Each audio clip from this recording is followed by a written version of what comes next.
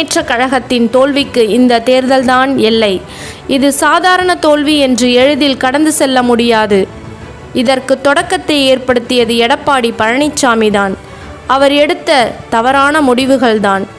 கழகத்தில் இருந்து OPS அவர்கள், சசிகலா அவர்கள், தினகரன் அவர்களை காரணமில்லாமல் நீக்கியது மற்றும் சரியான கூட்டணி அமைக்க தெரியாததும், எடப்பாடி பழனிசாமியின் தலைமை பண்பு இல்லாததும் தான் இதற்கு முக்கிய காரணம். இந்த தோல்வியின் மூலமாக பாடம் படித்து, நல்ல பாடம் படித்து இந்த இயக்கத்தை உருவாக்கிய இருவரும் தலைவர்கள், புரட்சி தலைவர் எம்ஜிஆர், புரட்சி தலைவர் மாண்புமிகு அம்மா அவர்கள் இந்த இயக்கத்தை எந்த நோக்கத்திற்காக உருவாக்கினார்கள் என்பதை மனதிலே நிறுத்தி இணைய வேண்டும்.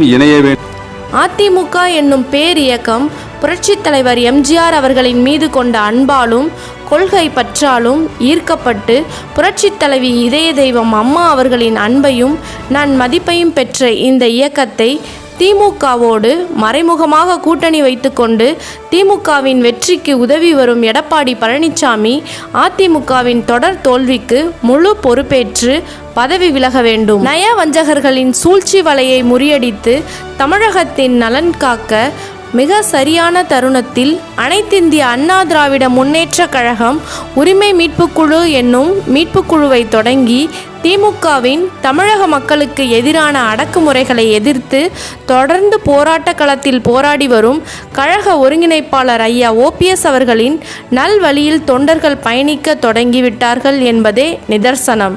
அனைத்து தேர்தல்களிலும் கழகம் ஒரு மாபெரும் வெற்றியடைவதற்கு அடித்தளங்கள் அமைய வேண்டும்.